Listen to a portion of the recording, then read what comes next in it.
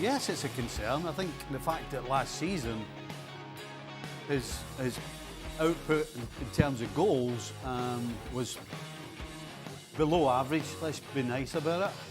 And the fact that he's going to start first day of the season as your main goal scorer and he gets an opportunity like that and fails miserably. You know, it's one thing that you don't score. It's another thing to completely mistime it, comes off the base of your shin and your ankle, and you're lucky that it hits the post. You don't even make the goalie make a save. So if I'm Ten Hag, that's a worry. So you tell me, is there something of a warm-up period at the beginning of a season for a goal scorer?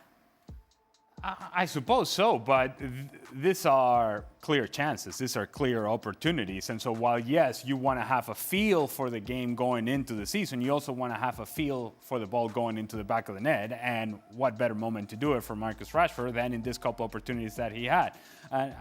I'm with Stevie in the sense that it's not that he missed the chances, it's how he missed the opportunities. And we go back 2 seasons ago and there was a certainty about Marcus Rashford in front of goal.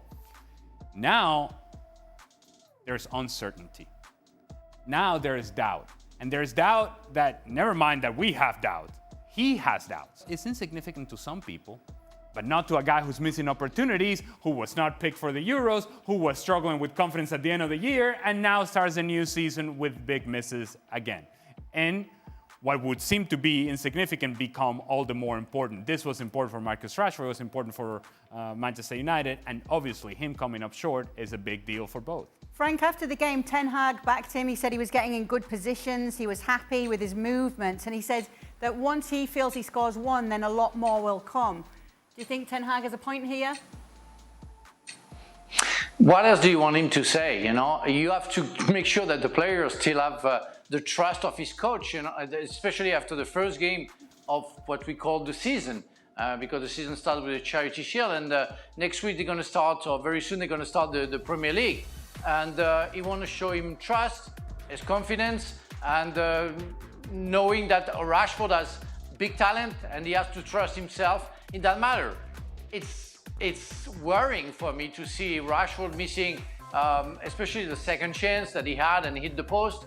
But it is what it is, and Ali resumed a Rashford career in a way, especially last season, very well, where he missed lots of chances, and that's his problem. The consistency that we always talk in that show makes the difference. And if 2 years ago Rashford was exceptional, we didn't see that since then. So yeah, Ten Hag has nothing else to say that he's in good position, that will be successful soon. There is nothing else to say. Is the pressure on him then this season from the English media, Gab? Marcus Rashford. Well, look, I mean, I think the screws are obviously turning a little bit. I don't know, look, I defer to the guys who've actually played at the very highest level on this one. I thought compared to some of Rashford's really abject performances last season, where you didn't even notice him on the pitch, this is a step forward. So I'm a little bit Team Ten Hag on this one. At least he's getting in those positions. But yeah, you see those finishes and, you know, you wonder what's going on upstairs. But he does seem a lot more willing, and he does seem able to get himself into effective positions. Those are the little tiny baby steps, I think, that you can take away. Might not be seeing Matthijs de Ligt, though, in the Bundesliga, because Erik Ten Hag is getting the band back together. It seems as though to play for Manchester United these days, if you've played for Ajax, that is a prerequisite. And it's like, yes, maybe we will take you on. Just seeing all the signings that are coming in now, it's the Ligt and Mazraoui who'll be adding to those former Ajax players under Erik Ten Hag. What's been made of this, Gab?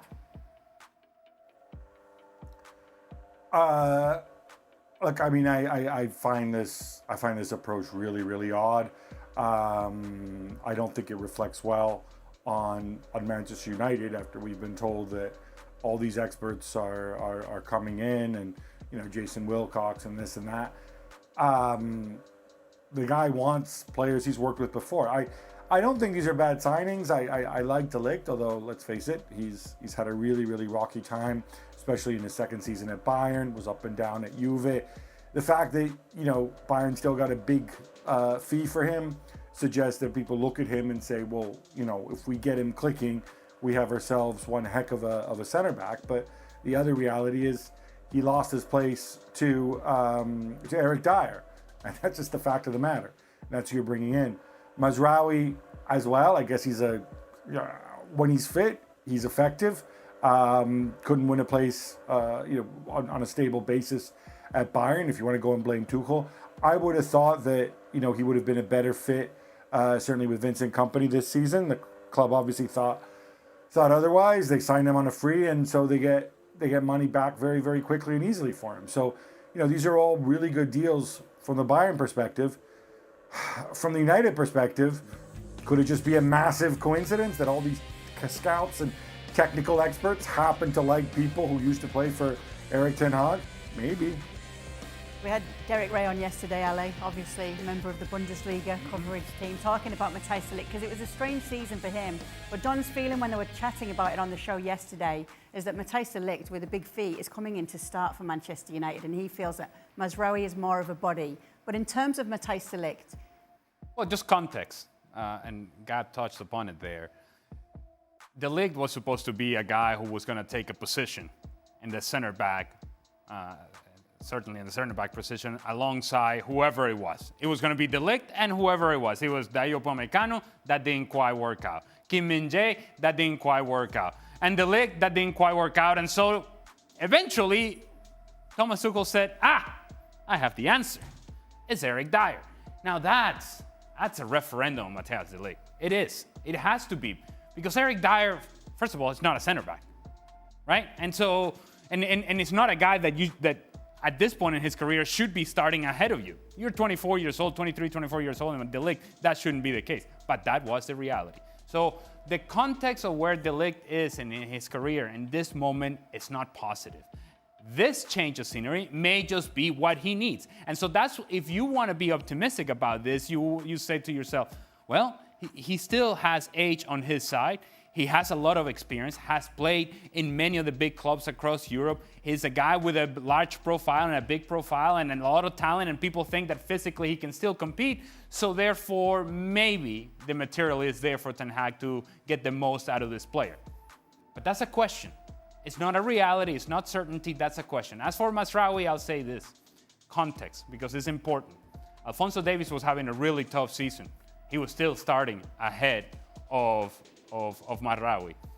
Then the right back position that was in question the whole year, and I mean the whole year, for Bayern Munich, they decided to play Konrad Laimer at times. Then Joshua Kimmich went out there. It wasn't Mazraoui that was the first option. And so, again, it feels like you're getting the outcast. It feels like you're getting the leftovers, but maybe the leftovers end up being perfect for you if you're Manchester United. But if that's going to be perfect for you, it's because these players are going to have a major jump and leap in terms of the level of performance. Can conditions be perfect or not so perfect for you, Stevie, as a centre-back here for Matthijs de Ligt? At Juve, at Bayern, can you make the suggestion that maybe it wasn't quite right for him there, but under a coach like Erik ten Hag, that he knows it could be better for him here?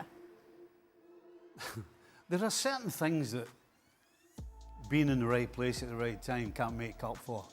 And that is when you can't do certain things. That's the problem with De Ligt. His first step is slow, and he doesn't have any recovery pace. I don't care where you play this guy, whether it's in Germany or Spain or the Premier League or whatever you want to play him, he's always going to have a slow first step and no recovery pace.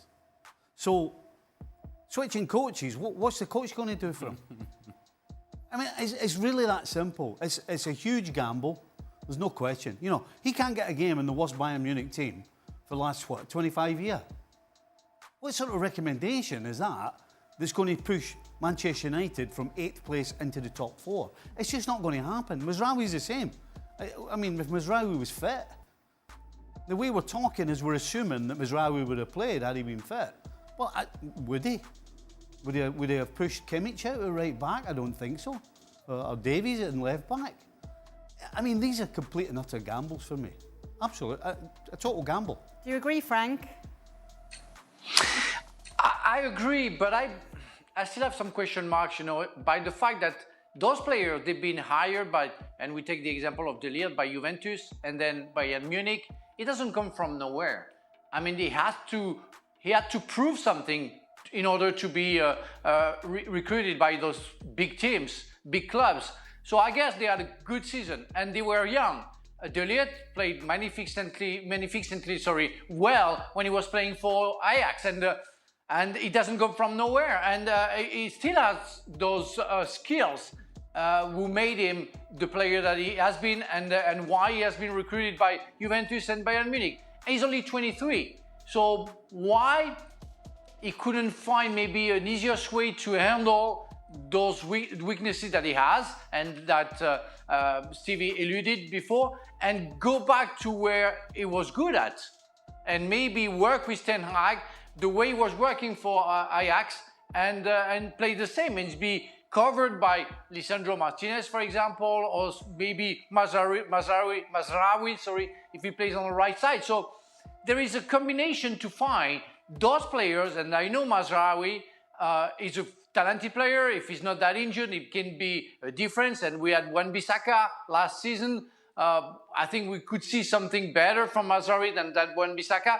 But we should give a chance to the product, and maybe, like in a fairy tale, find a very nice end of story for those players, because they have the talent. They just have to find maybe, or click at some point somewhere, or go back to who they were. Why Bruno Fernandes should secure a new contract with Manchester United despite his current 2027 expiration date. Bruno Fernandes has been Manchester United's standout player since 2013, and he's poised to sign a third contract with the club. This potential new deal would recognize Fernandes as the most influential player at United. The club remains optimistic that the 29-year-old will commit to a new agreement, especially after Bayern Munich and Inter Milan showed interest earlier this summer. While Fernandes' current contract runs until 2027, the new deal may extend his stay by just one additional year. However, the focus is on adjusting his salary to reflect his role as the team's official leader. When Mason Mount joined United last year, his overall compensation package was more substantial than Fernandes. Mount has started 9 games and scored 1 goal since his £60 million transfer from Chelsea. A revised contract would likely position Fernandes, who turns 30 next month, as United's highest-earning player. Currently, only Marcus Rashford and Casemiro have earned more than £300,000 per week, and even their wages were cut by 25% following the club's failure to qualify for the Champions League. Fernandes' recent performances, including winning the Sir Matt Busby Player of the Year award for the third time in 5 seasons, underline his value. Last season, he tallied 15 goals and 13 assists. When Fernandes signed his last contract in 2022, it only extended his term by a year, but it included a significant pay raise, acknowledging his influence in his first 2 seasons. Some United insiders believe that the interest from other clubs earlier this year may have been exaggerated by his representatives as a strategic move to secure better terms. In a live interview after United's final home game against Newcastle last season, Fernandes candidly said, "The club needs to want me. If they don't, I'll leave. If they do, I'll stay." However, the chances of Fernandes leaving diminished significantly after United won the FA Cup and secured a spot in the Europa League on May 25.